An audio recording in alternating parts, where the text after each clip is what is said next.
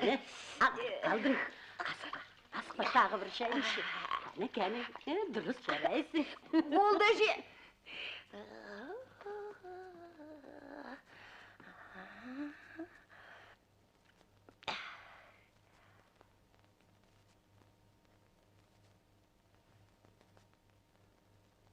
Қыздар айнаға қарап сыланған сайын өздері сұлу көрініп мәз болады дейді. Ал мен ше?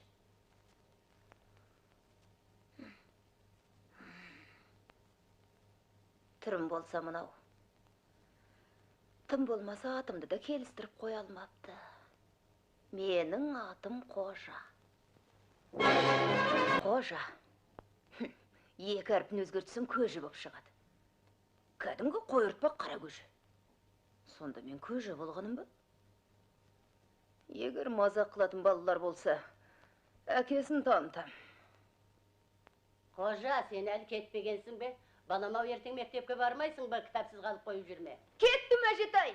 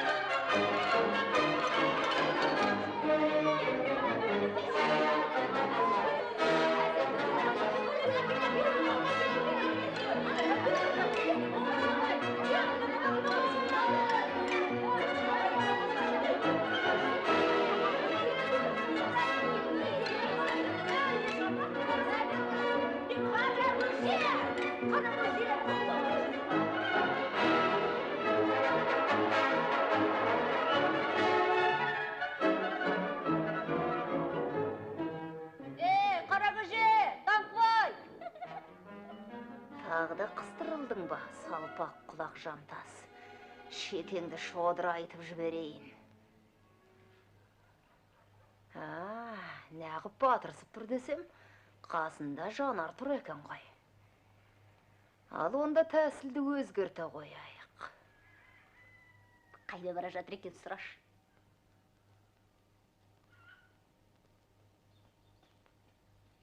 Қожа, қайда бара жатырсың?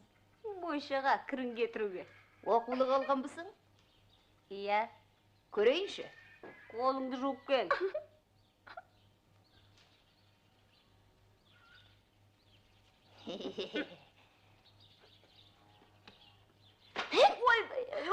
Қайсат қарлығы! Көрерсің бәлем директор қайтам. Ойбай.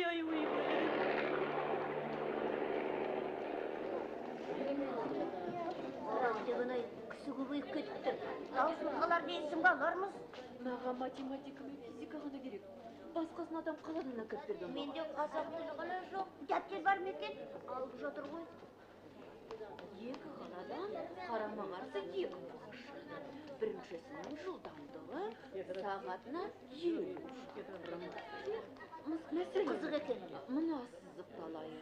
Іржіші. Екі-екіден кіре беріңдер. Тағы біреу. Кіре бер. Жоқ, мен барам. Сен қайда барасың? Сен менен соң кел. Мына жұрт кезек күтіп тұр ғой. Жол беріңдер, өтіп кетейін. Кезекке тұр. Мен қанталам. Шын ба?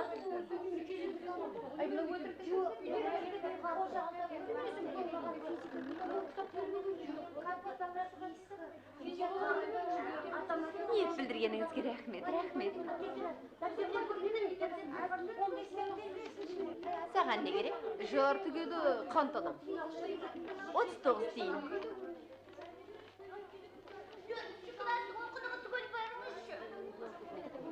Шай бар ма екен? Бар.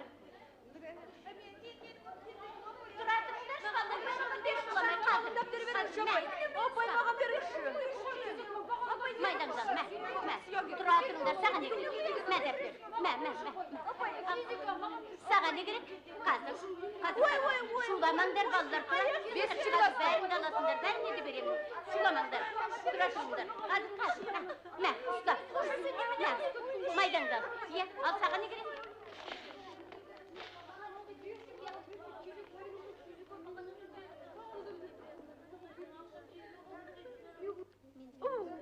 Аяғымның жаны шығардың оңбаған. Қанталғышым, қай класста оқисың өзің? 13-ші класста. 5-шіде оқиды. Аха, 5-шіде ме? Аты жөнің кім? Чинганчикук. Тынышталыңдар балалар. Олай болса, Чингачкук. Мен сенің жаңадан келген класс жетекшің болам. Оқтың ба? Ал енді бара бер. Бәлемен жетсерсің. Баспен алу керек қой, ойын білмейді, ашық ауыз. Сөйтіп те доп берем екен. Қарашы, ән.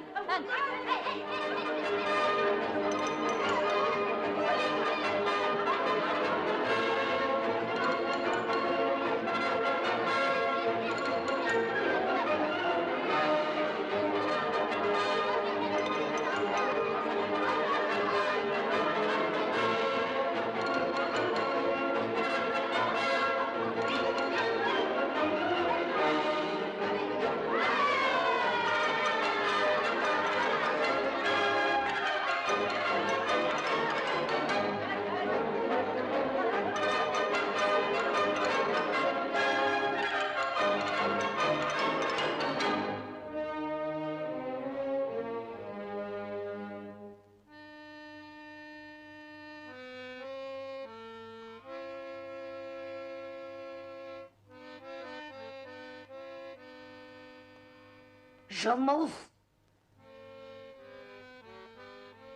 Өртеніп кет, иеңмен бірге.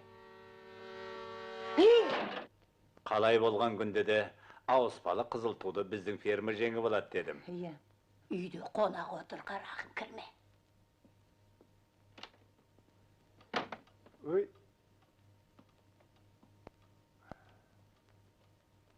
Қожатай, сәлемін қайда? Сәлемет боларсыз. Саған не болған? Ештеңе. Мінез ай, әкесін аумайды.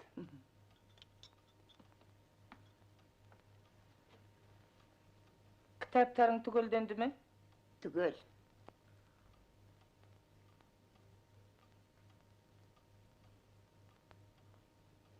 Қареке шөп шабу қашан бітеді? Тым ұзап кетті ғой. Асыққанмен болама, Милатжан. Уақыты келгенде бітер.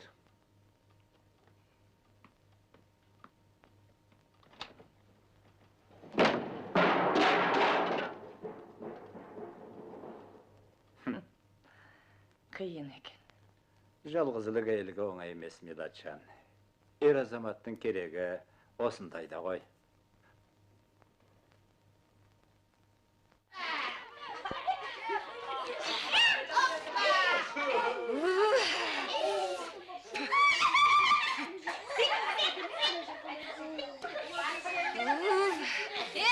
Қара көже, жүзігін, бері кел. Қазір көкесін танытамыз. Қарабатқа, немене? Қорқасың бе?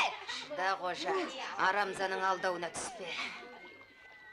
Сен ешкімнен де қорқпаймын деуші едің ғой. Қожа мақтаншақ! Қожа мақтаншақ! Қожа мақтаншақ! Қожа мақтаншақ! Қожа мақтаншақ! О, Султан! Чао, бамбина! Чао! Қарай көр. Ого! Су жаңа ғой. Генеральс. Қайдан алдың? Сіресіп киініп алыпсың. Қайдан жүрсің? Әлемдегі ең биік таудан.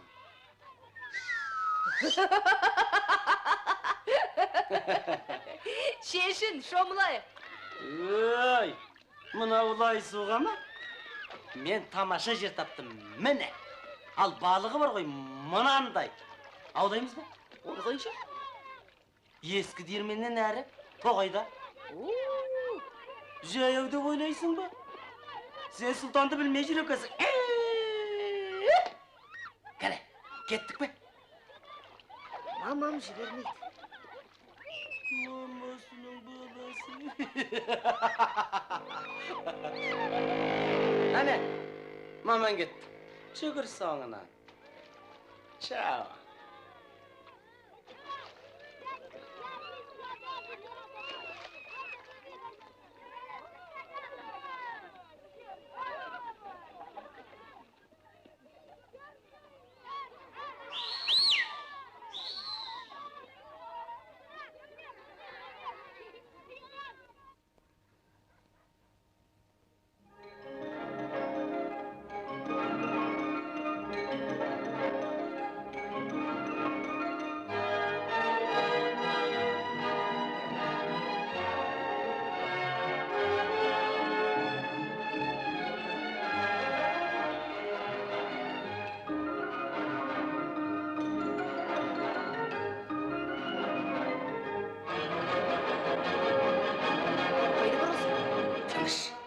Мен осында күт.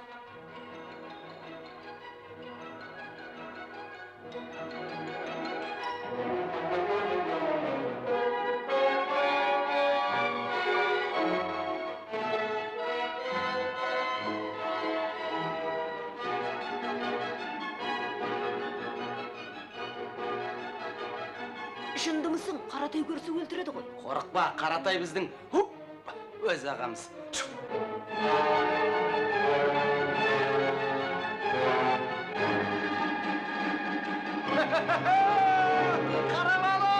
Қарабалық!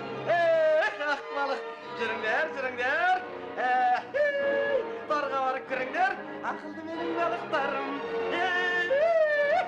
Қайнайсыңдар қазанда, шыжисыңдар жалында. Ақылды балық қашанда айтқаныңа көнеді, айдағанға жүреді. Кәне жүріңдер, ана отырған қожаның құрсағына кіріңдер. Қалмасынан да. Айда! Жүріңдер, кәне жүріңдер. Келді бабы, келді! Ура!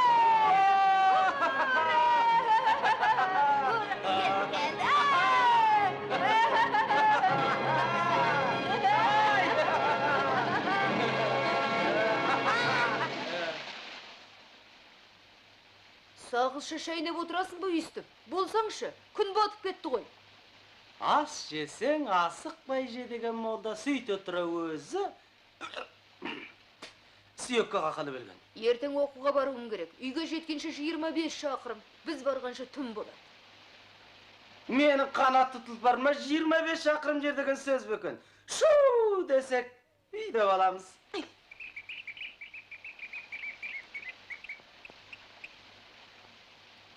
Ал жарай. Ыдысты жуып жинада тез атертте.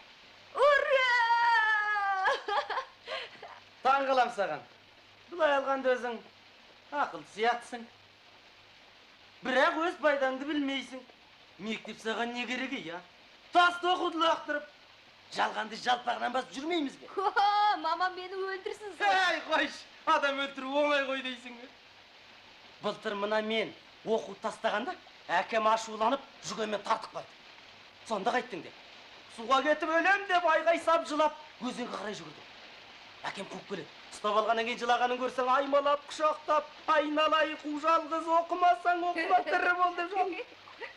Ал біздің үйге мектептің директоры келгенде, әкемнің өзі жауап берді. Баламның басы ауырады, енді оқи алмайды деп. Мен болсам қалтырап жатырмын. Артистсің, Сұлтан. Оңбай кетейін артистсің. Ап кетті! Ап кетті! Ұстаңдар! Ұстаңдар!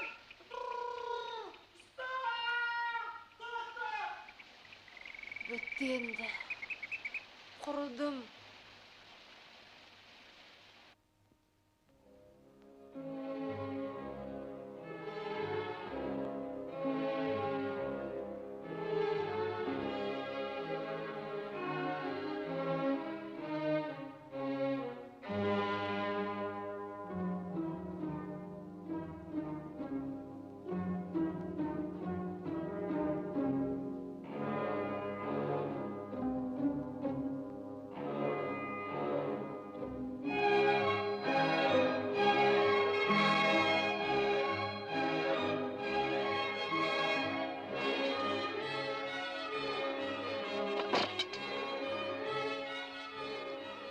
орнына апарып қой. Ей, қажет болса өзің апарып қой. Жа.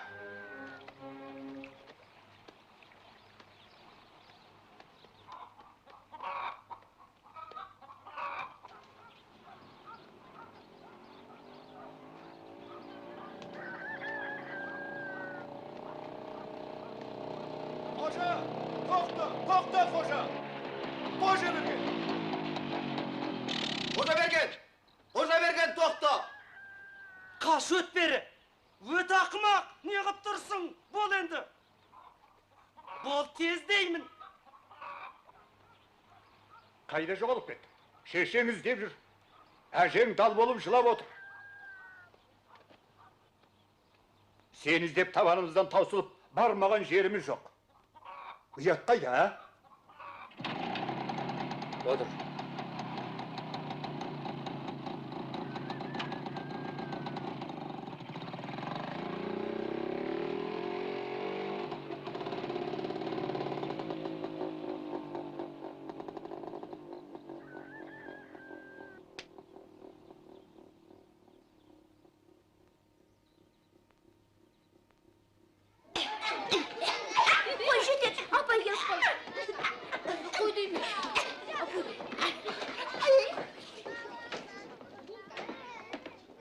Сәлеметсіңдер ме? Отырыңдар. Кезекшігім, бүгін сабаққа келмегендер бар ма? Бүгін балалардың барлығы да түгел. Қадыров та келген. Қадыров? Аха. Сенімен біз таныс емеспіз бе?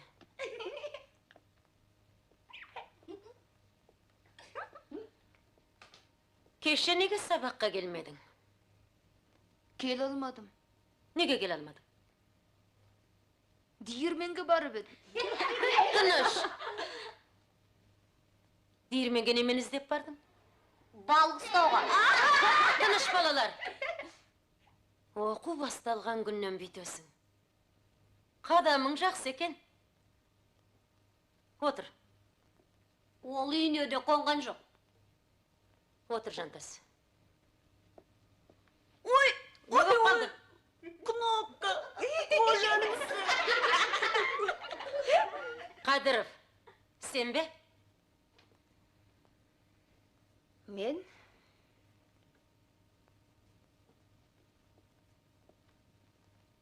Шық кластан.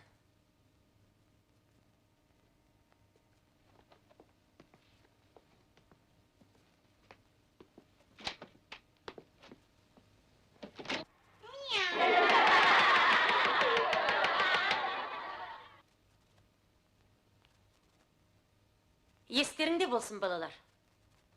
Егер тәртіп бұзатын болсаңдар, менен жақсылық көрмейсіңдер. Алмаспыз. Ол мені түсінбейді.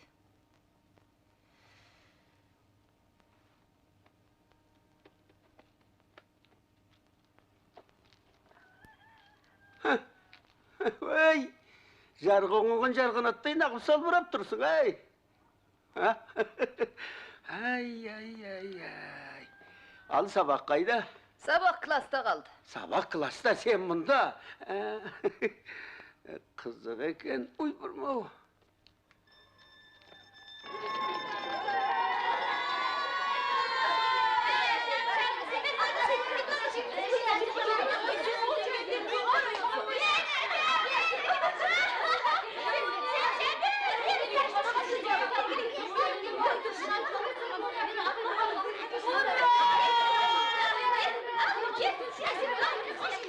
Ол деген өте үлгілі, тәртіпті оқушы болған. Қараш өзің, жүзінен от жанып тұр. Сұлу кісі екен. Еркекке сұлулықтың қажеті жоқ, ақыл керек. Ал сен барып тұрған ақымақсың. Қожа қараш, Жантас қандай тамаша кітап әкелді. Космос кораблінің краны. Жантас, 1 минутқа шықшы. Шығатын шаруам жоқ. Айтатын сөзің бар ма еді? Шаруам бар. Құпия болса мен шыға тұрайын. Ешқандай да шаруасы жоқ, алдайды. Одан да мұнаны көрейік. Қорқасың ба? Міне ракета кабинасында отыр. Ой, демелері қандай көп. Дегенмен қорқынышты шығар. Түгі де жоқ.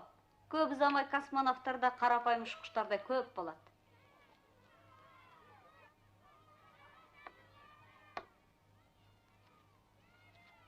Ал мынау не? Бұл құс жолы. Мыналар қандай әдемі? Бұл қызыл алаңдағы парад.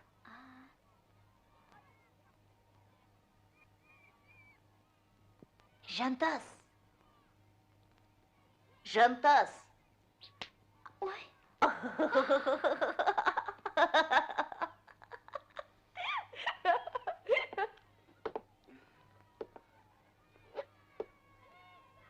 Байқанып апайға айтам.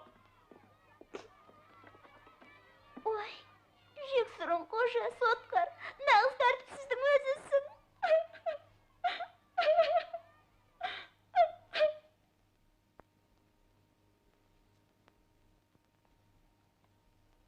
Үндемей құтылғың келе ме?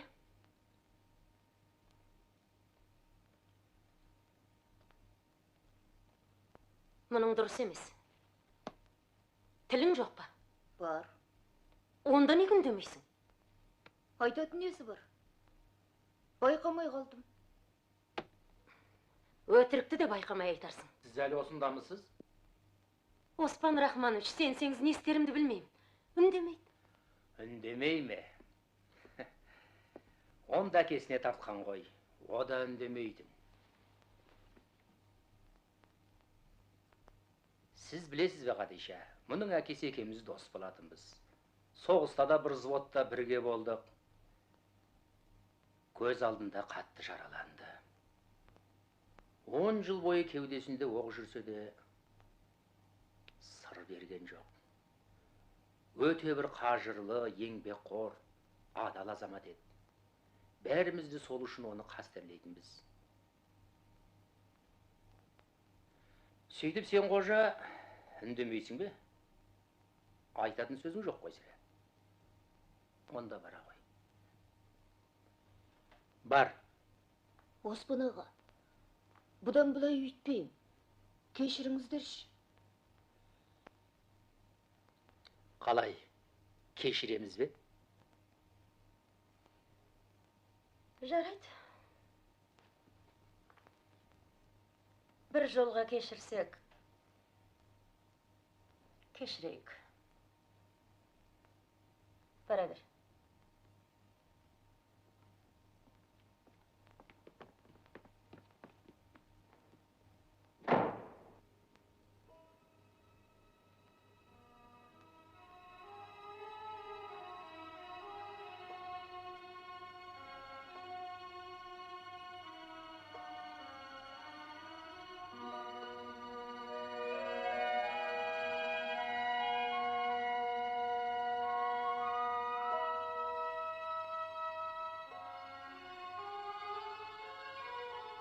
Сен үшін неге болса да дайым екенімді білмейсің, ау жанар.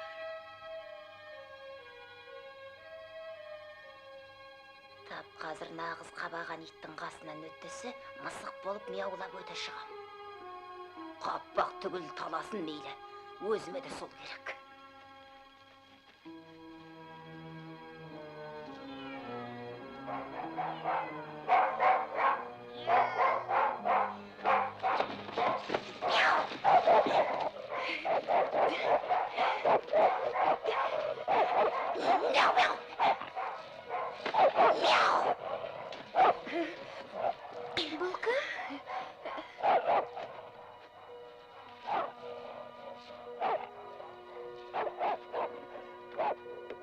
Қожа, сен мұнда не қылып жүрсің? Сенен бір кітап сұрайын деп келіп ем. Қандай кітап? Әлгі 3 мушкетер. Ондай кітап менде жоқ. Керек болса тауып берем. Ал кірегі? Жоқ, басқа жолы кірермін. Қолыңда бірдеме бар ма? Ештеңе жоқ міне. Жүр, кіре бер. Мен жалғыз отырмын. Екеуміз дойбы ойнайық. Жарайды. Алдымен өзің жүр, мен артта жүрем. Қарай көр, сыпайысын өзің.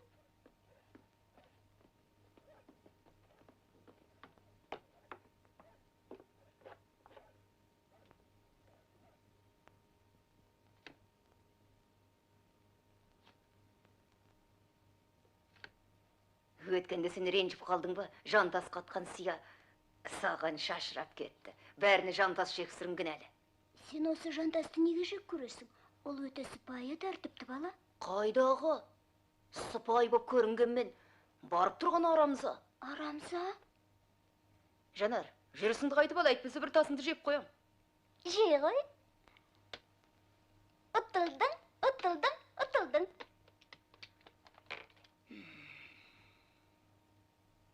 Әлі ұтылған жоқпын. Ал енді сақтан. Ота бастаймын. Ұтпасаң қайтесің? Онда дүниедегі нағыз мақтаншақтың өзі болайын. Дүниедегі нағыз мақтаншақтың өзі боласың. Мүмкін болмаспын. Боласың. Бола қоймаспын. Міне қараш, ұтылдың. Мен ұтылдым ба? Ұтылдың. Ұтылған сенсің. Ұтылдың. Ойынды бұзғаның ұтылғаның. Ұтылдың. Мақтаншақ қожа. Дойбының халықаралық ережесі бойынша. Мақтаншақ қожа. Мақтаншақ қожа. Өзің мақтаншақсың. Жексұрын. Шық біздің үйден. Жарайды, кетем.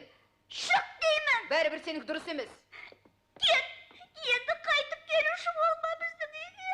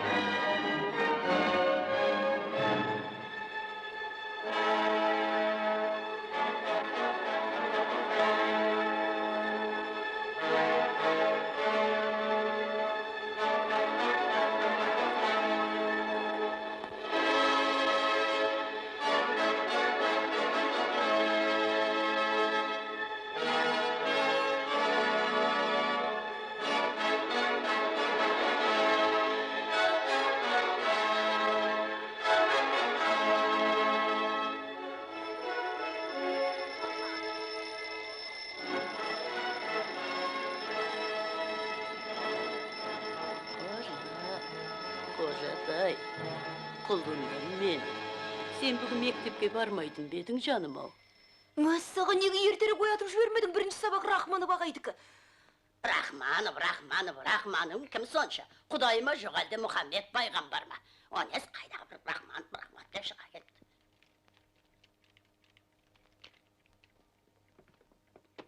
Алла сақта.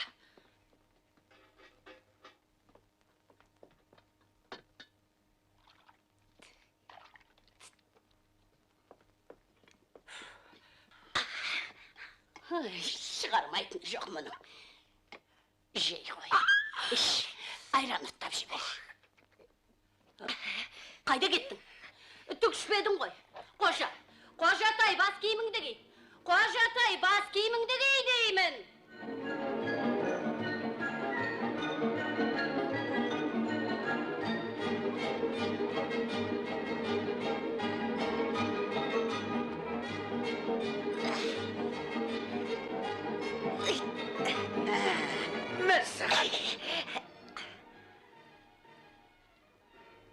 Жазбастан бұрын алдымен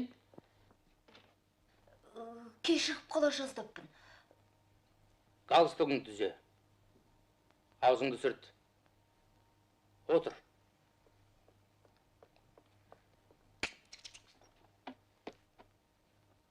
Былай балалар.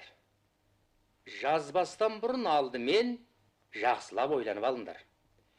Әрине, әрқайсыңның армандарың көп. Соның ең негіздісін, ең бастысын таңдап жазыңдар. Тарт кітабыңды. Қара бұтқа.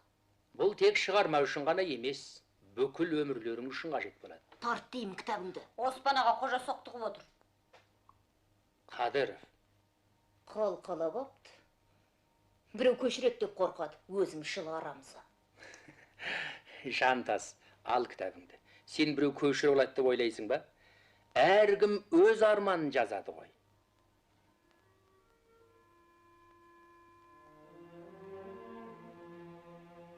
Арманымның бәрін жазар болсам, дәптерге сыймас еді. Оған ешкім сене де қоймас. Сенсе тек Рахманов ағай ғана сенер. Ол бәрін де біледі. Жұрттың бәрінің жан дүниесін түсінеді. Шіркін-ай, барлық адам баласы осындай болса, өмір тіпті тамаша болар еді.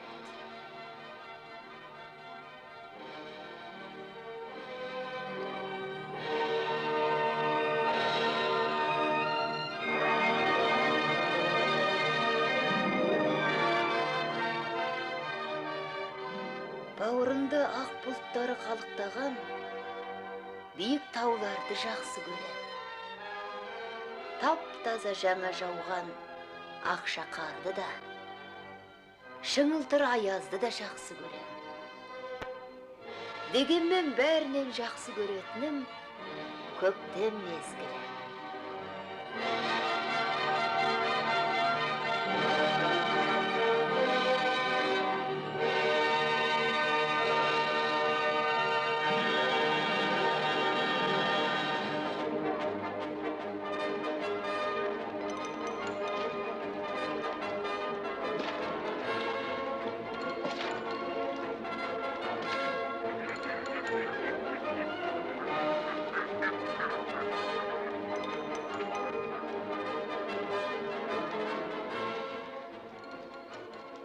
Бұзауым, жаным, тыңдашы.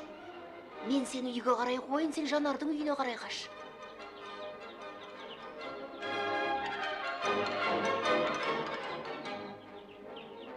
Ол мені бірден ақ түсінді.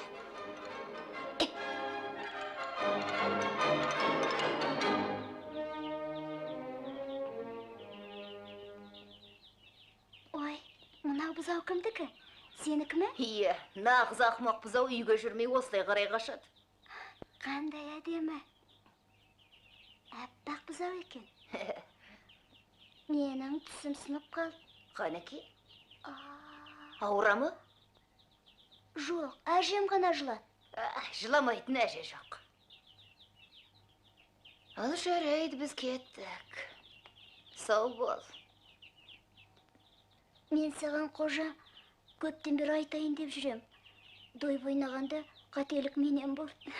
Жоқ, мен ғой ұтылған. Бұдан бұлай дойбы ойнамайықшы. Жарай.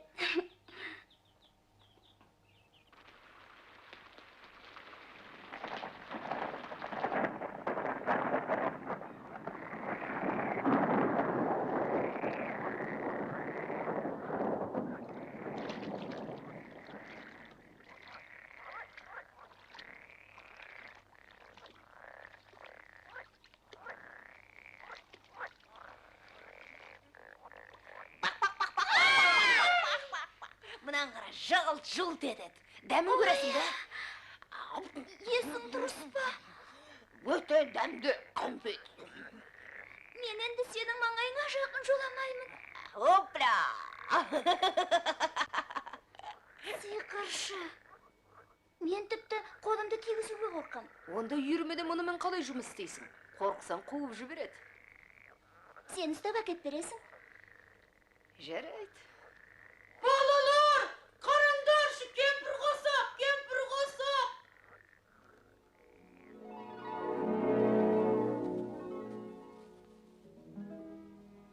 Қандай тамаша. Ертектегідей. Нөсерден соң осылай болады. Сүйемін көктем найзағайын мен, салғанда ойнақ көк жүзін тіліп, иірсе бешік шартылдап кеп, кеткенде бейне көк аспан сынып, сілкігендей бір айнала түгел, иықтап жаңбыр моншақ бүркеді, мөлдір тамшылар тамызып жерге, күн кірпігін сүртеді, сарқырап ағып таудың тасқыны, орманда құстар әсем ән салып, тау менен орман қосылып бірге, табиғат тойын жатыр қарсы алып.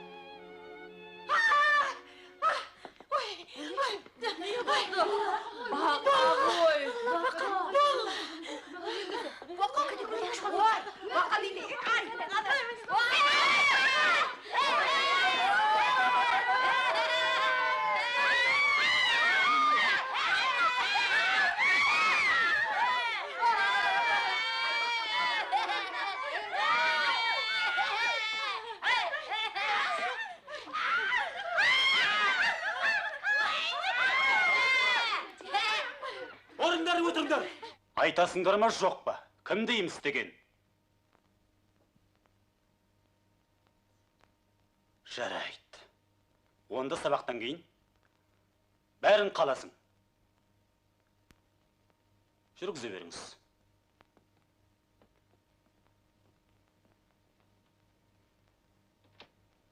Отырыңдар. Сен неге отырмайсың, Қадыров? Мен едім. Бақа салған.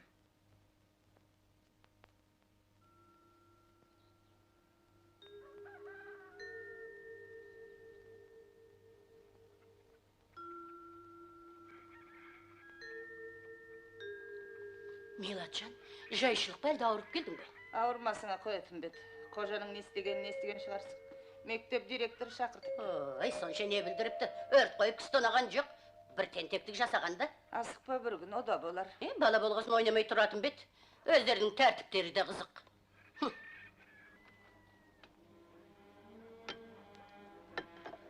Тарбаңдаған әл, бақасы құрғыр тарбаңдап бар, сөңкі көзі кіріп кеткен шығар. Оған қожа кінәлі ме екен? Ей! Екінің бірі біздің қожатай сияқты жақсы оқушы бола бермес. Олар соны ескермес деймісің? Солай емес бе? Сабырбек марқұм оның жасында молдан таяқпен басқа бір салып қашып кеткен болатындың. Ал ер жетіп әйел алғансың. Қандай жақсы азамат болып кетті. Олай болса қожаның әйел алғанын күтеміз ғой. Баланың аты бала, тентек болмай тұрмайды. Қаратай дұрыс айтыпты. Ер азаматсыз қиын екен. Осы бір Қаратайдан ақ құтылмадық ау.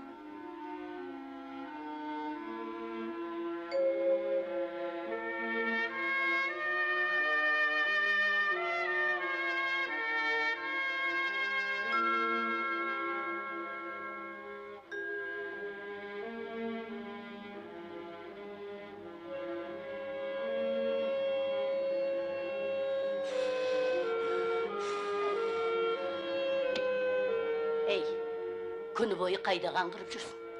Шешеңді таудан шақырып алды. Кейіп отыр. Көңілін аулап сөйлес. Жүрегі нашар екенін білесің ғой. Ал. Бар.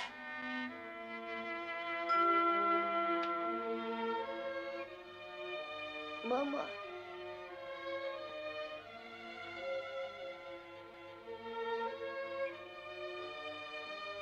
Мама. Маматай.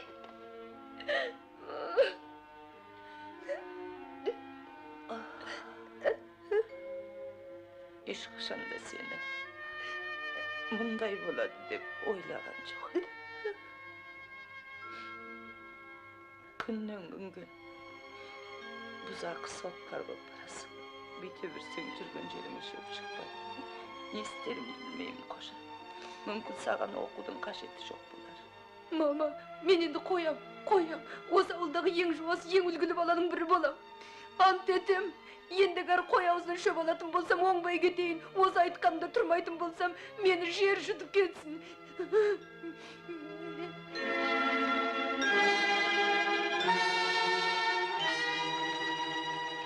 Отыра сарабар, қажет болсаң шақырады. Сәлеметсіз бе? Сәлеметсіз бе? Қайсың, ей? Мен ата. Сен атамысың? Жоқ, атам мен. Мен білсем, сен қожасың. Маған қонаққа келдің бе? Жарайсың. Жақынырақ отыр, шай ішейік. Рахмет. Педсоветке келдім. Онда не шаруаң бар еді? Қараймыз дейді. Мұғалім етіп қоятын шығар, Директор еттік. Директор де? О, кепті жақсы, жарайсың, директорым, жарайсың. Онда жалақың да көбейеді. Шашың қандай жақсы, қайрат екен. Марқұм әкеңнің шашы да тап осындай еді. Сіз менің әкемді білесіз бе? Балам, ол кісіні білмейтін адам бар ма? Әкеңнің керемет қарагер аты болған. Ат емес, дүлдүл. Сол атты бір күні мына мен әкеңнен сұрап мініп жүредім. Суға кетіріп, өлтіріп алдым. Егер оның орнында басқа біреу болғанда, құнын төлетіп алатын еді. Ал Қадір марқұм болса, керемет жомарт еді. Сондағы бар айтқаны, әдейі өлтірген жоқсыз ғой. Ажалға амал бар ма деді де қойды. Міне, сенің әкең осындай бір ақ көңіл жақсы кісі еді. Сенің оқығың келмейді дейді ғой. Келеді. Қаттырақ сөйле. Бері жақынырақ тұр. Ал, сөйле. Мен тұрсам? Оны қалай түсінуге болады? Қайдам? Үштік бағам жоқ. Шынында да үштік бағасы жоқ па? Иә, оқу жағы жақсы. Сен түзелем деп қанша рет уәде бердің? Ал, сөйле. Талай рет. Соның бәрі алдау болғаны ғой. Алдағам жоқ. Түзелейін десем де қисыны келмей қалады. Әлде бөгет болып, бұзақы бол деп, айдап салып жүрген біреулер бар ма? Жоқ, қайда жақсы бол дейтіндер көп. Олай болса не себепті мұғалімнің сөмкесіне бақа салып қойды? Бақа секіріп шыға келгенде қызық болар деп ойладым. Қызықты тапқан екенсің. Күлетін не бар оған? Бақаның тарбаңдағаны да қызық болып па? Ол өз алдына басқа мәселе. Бұл қылығыңа ұялмайсың ба? Ұялам. Сұрақ бар ма? Жоқ. Түсінікті. Есік алдына шығып, күте тұр.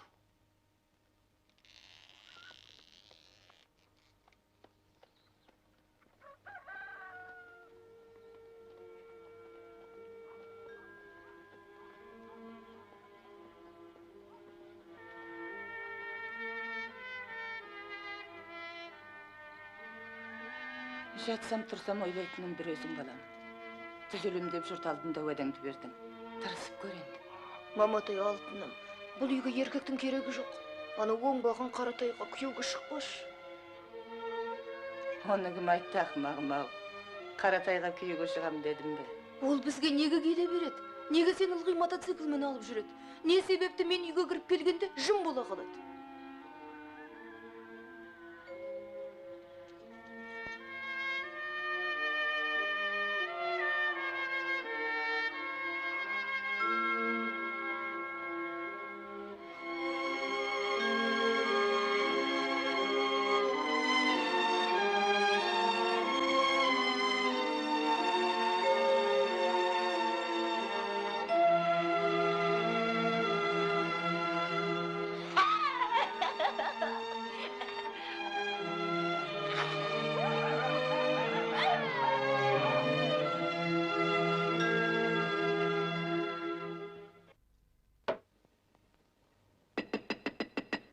жабық кеңесі ашық деп жариялаймын. Күн тәртібіндегі мәселе біреу ақ. Тәртіпті оқушы болу үшін қожаның не істеуі керек? Ал, сөйле, батыр. Тұр! Отыр. Кіммен сөйлесіп отырсың? Бөкет жасамай тұра әже. Жабық кеңес өткізіп отырмын. О, жасаған. Өзіңмен өзің не сөйлесіп отырсың? Не қылған адамсыз әже? Мен кеңес өткізіп отырмын. Ота маңызды мәселе сіздің қатынасуыңызға болмайды. Ол құпия. Бірдеңеден шошыдың ба әлде? Айтшы жарығым. Бісміллә деші, бісміллә деші. Бісміллә. Аяғасына не болып қалды қарашығым? Айтшы жарығым. Бармыз әже деймін.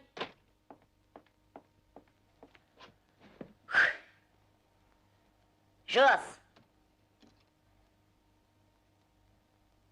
Не деп жазам? Жаз, ертеңнен бастап тентек болып бірде-бір баламен төбелеспеймін. Егер өз дейсіші, онда қойды. Әйтпесе, көкіңді там де. Ал егер қоймасашы? Егер, бұл мәселе осымен бітеді. Екінші мәселеге көшеміз. Жаман сөздер айтпайсың, сайтан, есуас, кеші, ақмақ секілді. Оның орнына жарамайды, мұның тәртіпсіздік, ұят болады деген сөздер айту керек. Тәртіпсіздік істесің, өзіңді өзің жазалайсың. Қалай? Оны кезінде көрерміз. Шешім бір ауыздан қабылданды. Бітті. Арманға жетелеу керек. Бұл балалар үшін ауа мен нандай қажет. Бірақ мұның бәрі оңай емес, Қадиша, өте қиын. Еңбек қызық, еңбек арман, еңбек баулайды, бұның бәрі де әдем сөздер ғана. 10-шы бітіріп жігері тасып сауыншы болып жүр дегенді газеттерден оқып жүрміз. Шынымды айтсам, өз басым оған сенбеймін. Сонда неге сенесіз? Сіз мені кері тартпа біреу деп ойлап қалмаңыз. Мен сенем. Оқушыларым келешекте инженер де, артист де, ғалым да болады. Солай ма? Солай. Сонда сіз оларды жаман инженер, дарынсыз артист, көк жасы ғалым біледі деп қорықпайсыз ба? Соның бәрі еңбекті сүюге үйретпегендігімізден болады. Сонда сіздің мұна мен... Жоқ, Қадиша, мүмкін мұна мен шығармын. Кіре бер. Кіруге бола ма? Кір, Қадыров. Сәлематсыз ба, апай? Сәлематсыз ба, ағай? Сәлематсыз. Бір өтінішім бар. Мені шөп жинауға жіберсеңіздер екен. Себеп, Оспан ағаңмен қой қырқуға бармайтын бедім. Оны білем, бірақ шөп жинауға барғым келеді. Қадиша апай, өтінем сізден. Қой қырқуға неге бармайсың? Құпия болмаса, ағай?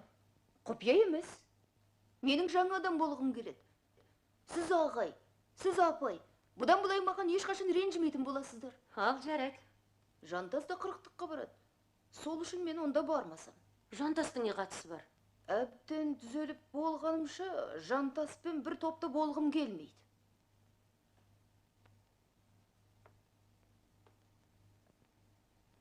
Көптен көп өтінем. Бұл мен үшін аса қажет. Сүйдіңіздерші. Бәрі бір ғой. Өтінішін қабыл алса қалай болады? Шөбі де қырықтығына бәрі бір емес пе? Жарайды. Сенің орныңа қырықтыққа азат барады. Таудай рахмет. Сау болыңыз, апай. Сау болыңыз, ағай. Сау бол. Сау бол.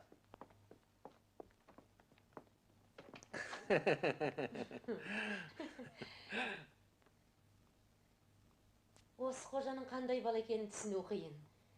Кейде заң келгенде мектептен қуып шыққың келеді. Ал кейде одан үлгілі ешкім жоқ. Әйтеуір бір жақсысы сұлтанға жоламайтын болды. Сау болыңыз. Ескі жараның аузын аштыңыз, сұлтан. Оқушы деген қап емес, не болса соны сыйғыза береді. Ол шамшырақ тек жаға білу керек. Мен сұлтанның шырағын жаға алмадым. Бұны өзіме ешқашанда кешірмеймін. Қожаның шырағын жақтыңыз ба?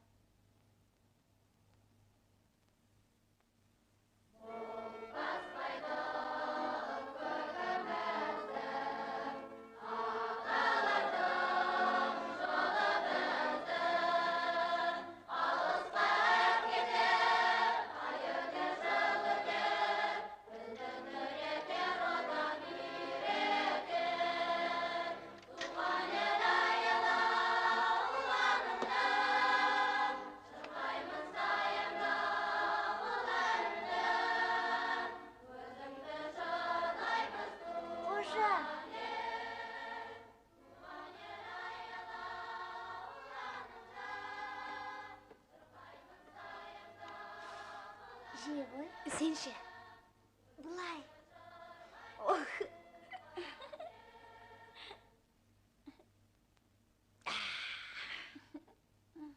Білесің бе, қожа, мен 40-қа баратын болдым. Қалай? Өзің айтып едің ғой. Біз шөп шабуға бармайтын бедік. Мамам солай істеп. Ол өзі де 40-қа баратын болды. Өзімнің қасымда бірге жүресің дейді.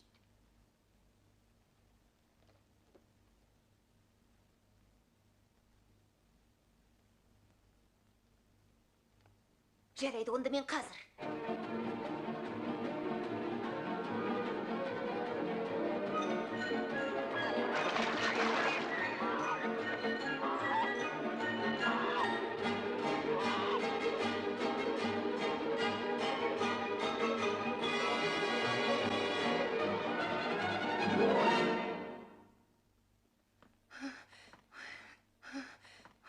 Немене, не болып қалды? Мен айнып қалдым. Түрін қараш. 40-қа барайыншы. Жуынып киініп кел. Ойланып келдім. 40-қа барғым келеді. Тойдым сенен қадырып. Қылтың сылтыңын көбейіп кетті. Біресе барам дейсің, біресе бармайым дейсің. Қылтың сылтың емес. Олай емес пе? Әлде сен әдей істейсің бе? Не мәжбүрлік пе? Әр нәрсенің шегі бар қадырып. Бар үйіңе таңертең кешікпей сағат 9-да мектепке жиналасыңдар. Олай болса, мен мүлде бармайым. Онда келесі классқа көшпесің. Мейлі көшпесем, көшпейін.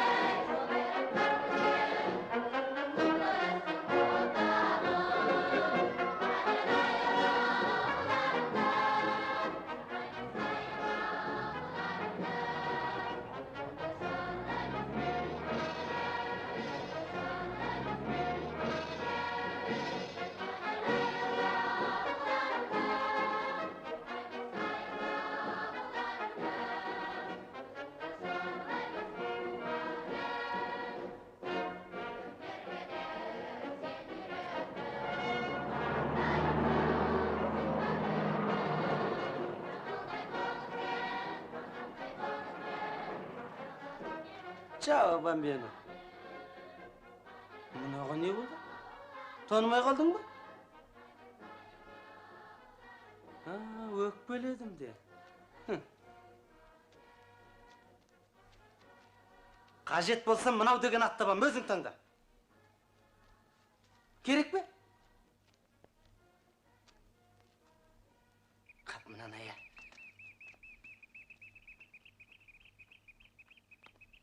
Өмірлік дос болайық, өлсек екеуміз бірге өлеміз. Сене қалдым сөзіңе. Сенбейсің бе? Қара. Мынау ошақ, мынау от. Кім антты бұзса, отқа күйеді. Жарай ба? Ал жарайды.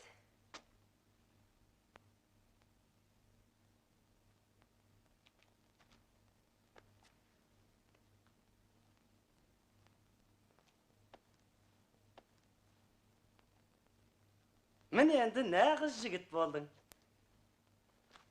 Тарттық көкжайлауға. Қойшылардың үлкен той болғалы жатыр. Сол тойға барамыз.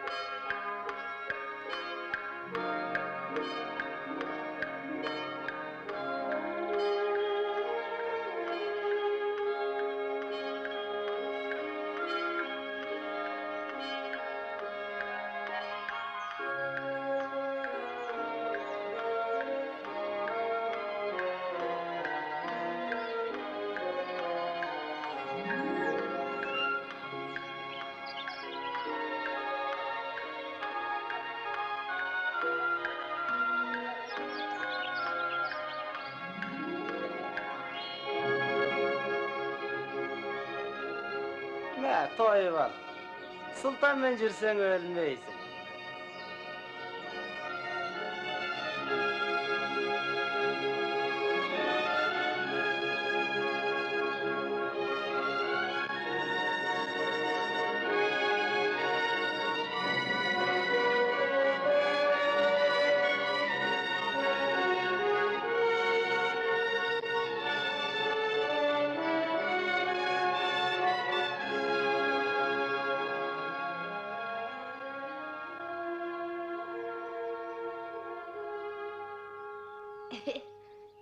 Sen ne? Tartpayсың ба? Тартқан емеспін. Үйрен. Шылым шеге білмесең, қалай жігіт боласың?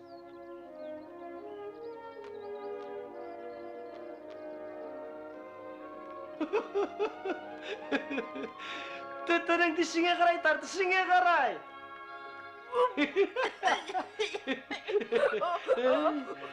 Ай.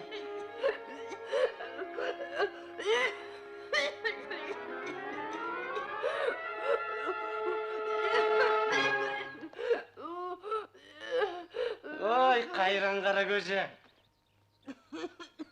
Том құрмаса көк жайлауға жетіп құласаң ет. Өлсең сонда өл. Енді міне, жолшыбай барасамыңды мен көтеретін болдым.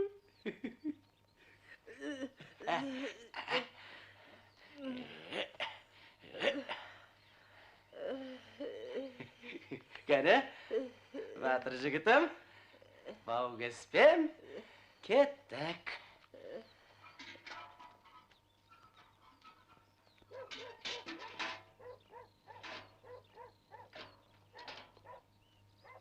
Бұл кімнің үйі? Жұмағұлдікі. Жасай берсін Жұмағұл. Не жұмыс істейді? Қой бағар. Қойлары көбейе берсін. Шешең үйде ме? Үйде жоқ, фермаға кетті. Солай де.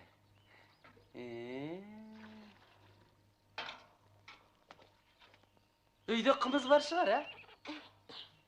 Сенің атың кім? Дәулет. Жақсы ат екен. Әдем ат. Менің де атым Дәулет. Мұндай аты жақсы адам әсте өтірік айтпайды. Қымыз бар ғой, ә? Бар. Тамаша. Үйге кірейік, қожайын. Әхеу! Қожа, жүр. Үй иесі ренжіп жүрмесін. Жүр. Дәмнен үлкен емеспіз ғой.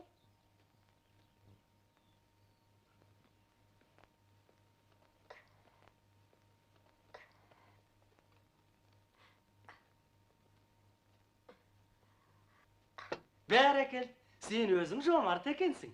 Пер ниетің ризамыз. Міне, мынаған кәмпит алып жей ғой. Бұл ақшаға ине сатып алуға бола ма? Мамам айтып ине таусылық қалды деп. Бұл ақшаға мыңда бір ине сатып алуға болады. Үлкен қазан, шешеңе су жаңа орамал, әкеңе мылтық келеді. Ет жесіндер ме? Әкеле бер, бәрін әкел. Қожекем, төреші көсіліп дем алатын болдық.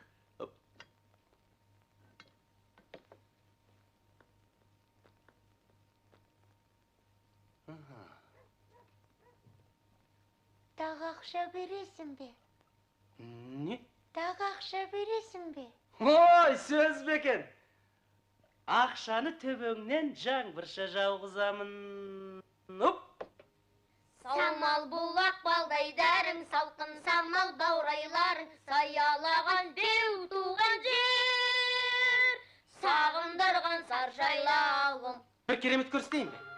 Әлі, оп! Не, жымқырғанбысың? Айтасың ау, уақыт шалдым. Тойдан соң иесіне қайырып берем.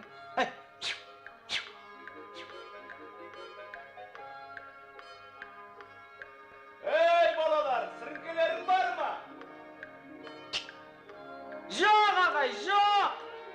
Неге өтірік айтасың? Бар! Байлансын нең бар ей?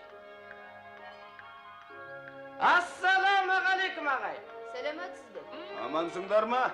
Сіріңкелеріңнен 5-6 тал берсеңдер. Бәрін алыңыз. Рахмет, өркөліңізсін. Қай колхоздың балалары боласыңдар? Калинеміз, қош болыңыз. Қош болыңдар.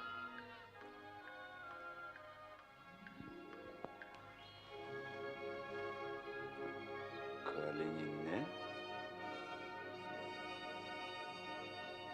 Колхоздың атын неге өтірік айттың? Ей! Нағыз су айт екенсің. Пүй, өзіңде титтей еш жоқ екен. Оны кім екенін білесің бе? Жұмағұл.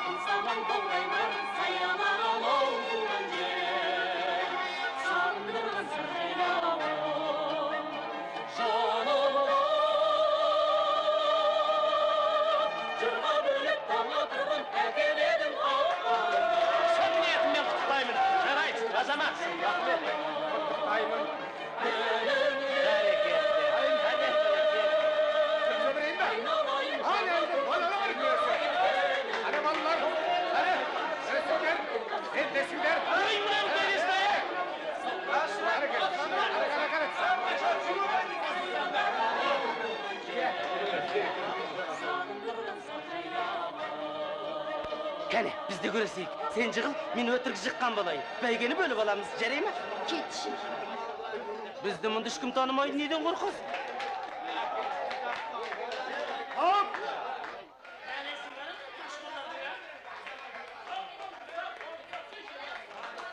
Aralardan tағы da küresetindер var mı? Hani? Çıkınlar ortağa. Biz çıkamız.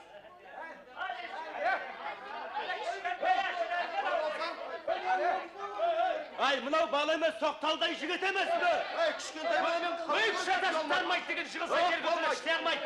Атте, көйін жүгінеме. Ұста.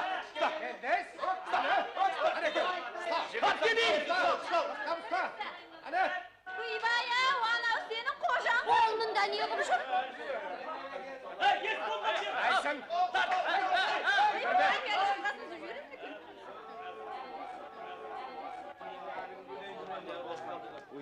Ай берме. Жығыл енді болды. Айсың. Өзің жығыл. Жұрт онда сенбеді ғой. Ай берме. Жығылмаймын. Солай ма, ендеше өзі балың өзіңе.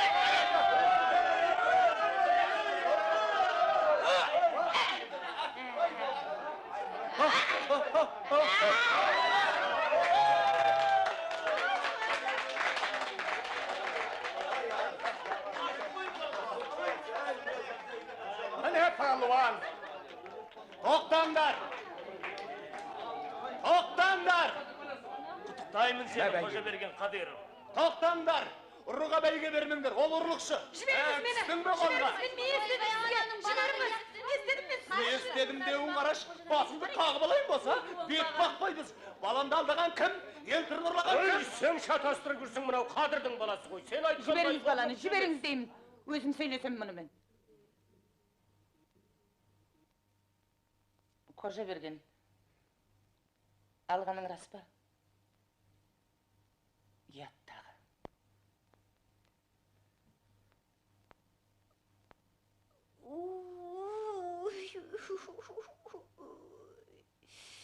Қайдан ғана ұрындым.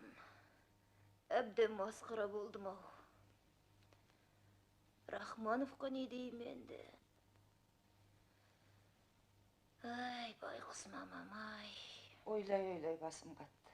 Не істерімді білмеймін бұл балаға. Айналайын Қаратай, ақылыңды айтшы. Ақыл айтып жетістірер, кісімсіп. Қымбатты Милатжан, ер азамат керек қойдыр. Көгала қойдай қып сойдым. Оны мен адам балам ба?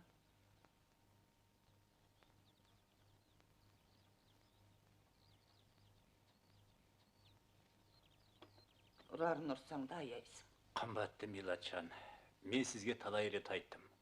Тағы айтарым сол. Үй болған соң ер азамат керек қой.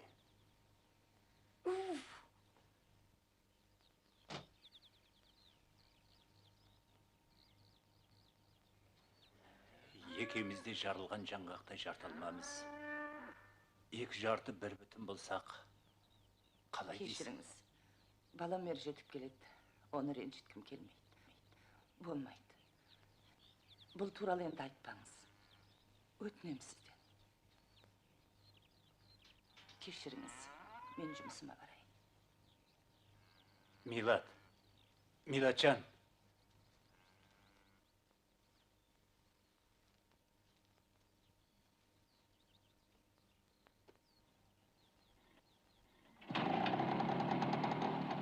Бүйтіп жүргенше, өлген артық. Қарада тұр. Өлем де қалам. Осылардың ызасына.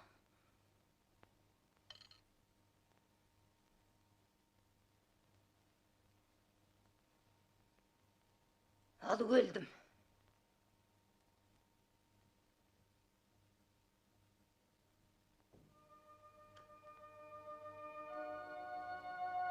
Қош бол, мама. Қош бол, мектебім. Қош болыңдар бәріңде.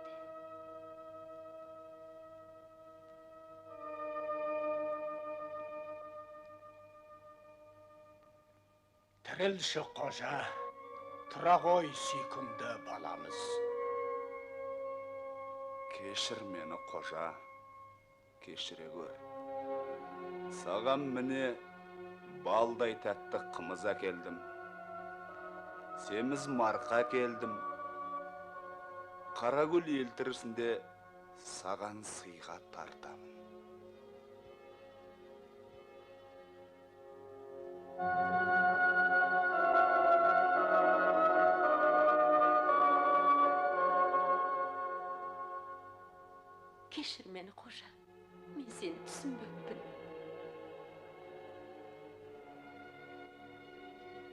Keşir. Menin kinem yok.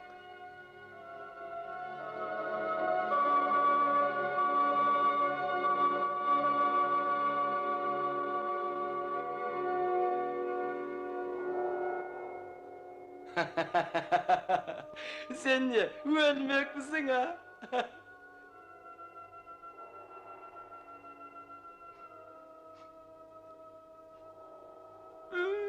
Men endi kimmen dost bolamın ha? Tüm bulmasa bir ağız birden desengşi. Жалғыз досымен қой. Өлген адам сөйлемейді.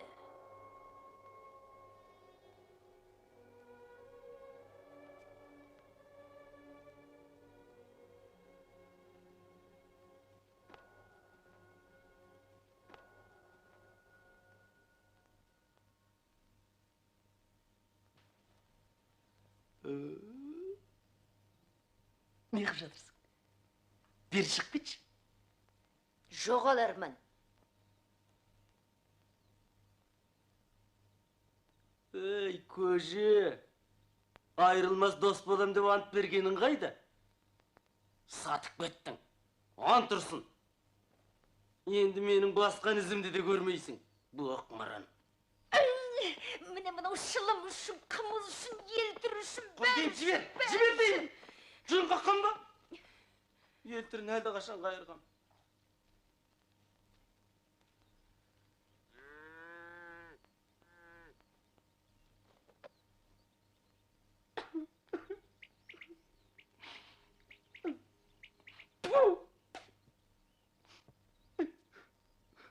Саған не болды, Сұлтан?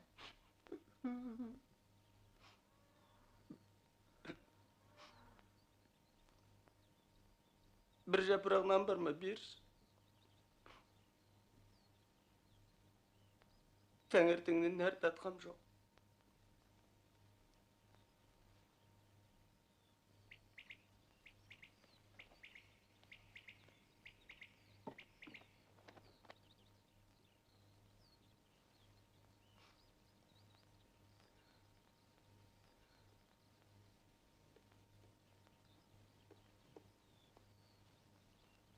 Кел, Батыр.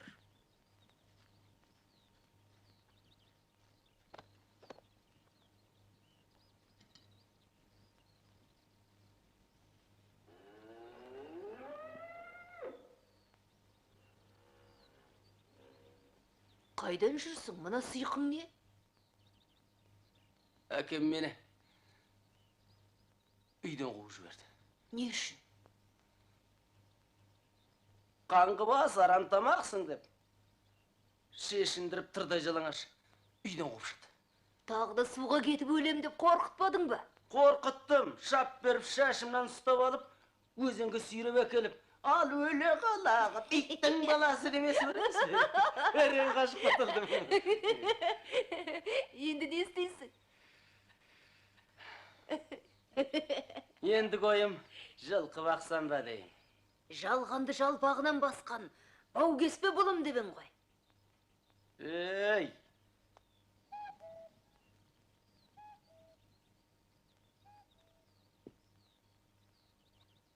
Жалаңаш жүріп батыр болғанша, мал бағып тоғы жүрген Әртіссің ғой, Сұлтан, оңбай кетейін, әртіссің. Қойды ма? Жас бала емес өзі кінәлі. Оны қамау керек, сонда түзеледі. Қайда ұрықпа. Әуелі тексеріп анығына жетейік, содан кейін жазалау керек. Жазалайтын түк те жоқ. Біз сот емеспіз, біз пионерлерміз. Пионер адал болу керек, білесің бе? Қожа сотқар, ұрлық қылды. Бүкіл класқа, мектеп атына кір келтірді. Біз оған шыдауымыз керек пе? Тыныштаныңдар балалар, тыныштаныңдар. Тәртіп сақтаңдар. Тыныштаныңдар балалар, тәртіп сақтаңдар. Шыдаңдар. Тыныштаныңдар. Сәлеметсіңдер ме, балалар? Сәлеметсіз. Бөгелме жүргізе беріңдер. Қане, кім сөйлейді?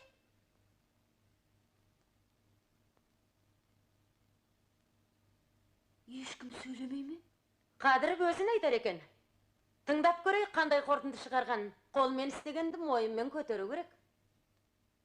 Ендігер олай істемеймін. Көрдің бе, Қадыров? Сенің сөзіңе достарың күліп отыр. Мүмкін сен кінәлі емес шығарсың, басқа біреу болса, жасырмай айт. Біреудің көлеңкесінде жүру біз пионерлер үшін ұят. Сабақтан қашқан кім? Қожа. Сөмкеге бақа салып қойған кім? Қожа. Тәжірибе жұмысына бармаған тағы да қожа. Сұлтан Шопанның баласын алдағанда қожа қайда болды? Қойшының елдерісін ұрлағанда қожа қайда болды? Сонда қайда болды қожа? Сөз берші, сөйле. Бір қарын майды, бір құмалақ шіртеді. Бізді шіртіп жүрген қожа. Қожаның бұзақы екенін бүкіл ауыл біледі.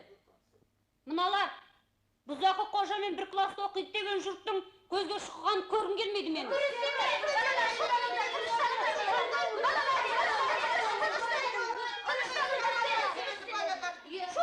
Шамшырағыңыз жанған шығар.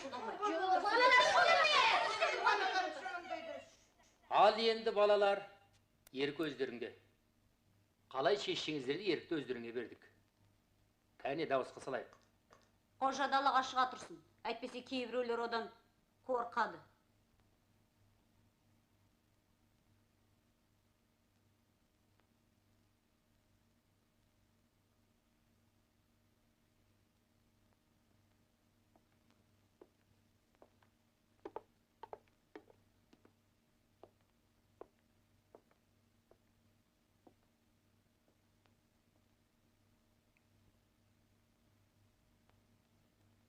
Шынында да осы отырған сендердің араларыңда шындықты көзге айтудан қорқатын жасқан шақтар бар ма?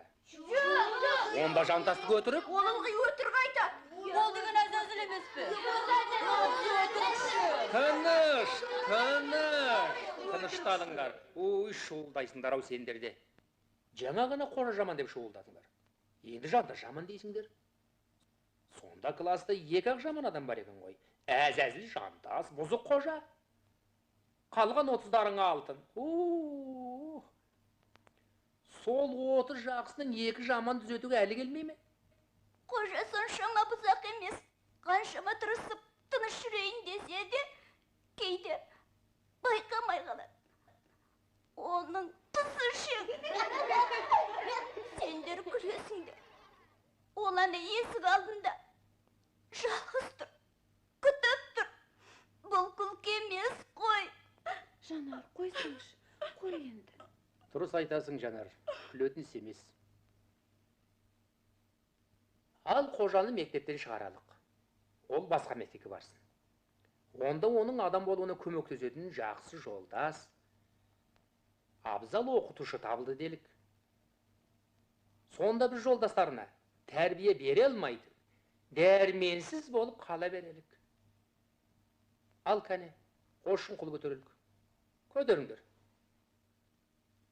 Кім-кім қожа берген Қадыровты мектептен шығару туралы мәселе педсоветтің алдына қойылсын десе, қолдарын көтерсін. Қарсы бар ма? Қалыс қалушы бар ма?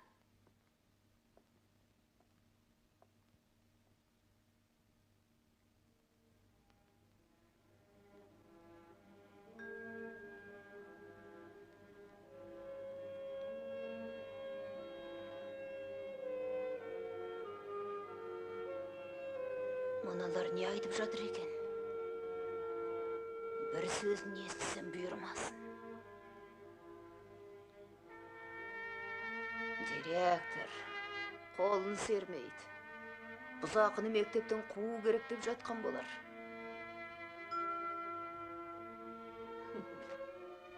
Күледі өзде. Біреуді өлтіріп жатып күледі. Майқанова аянып қалмас. Тәртіпсіз қожа берген Қадыровтың кластан көзі құрыса, жері кеңіп жетсер. Рахманов үндемей отыр. Оның да маған жаны ашымағаны ма? Маман, байғұсым, азабымды тарттау.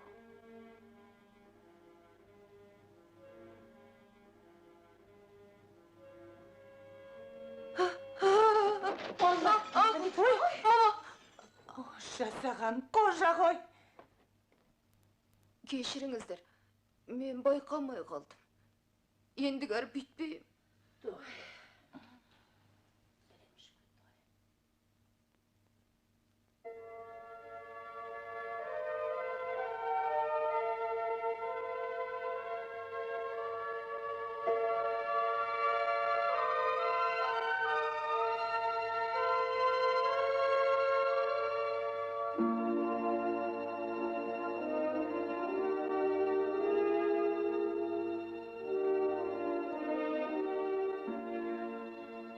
Маған жаны ашыған кім болды екен? Әйтеуір мектептен қуған жоқ. Демек сенген ғой. Енді қалайда сенімдерін ақтармын. Бұл шыным.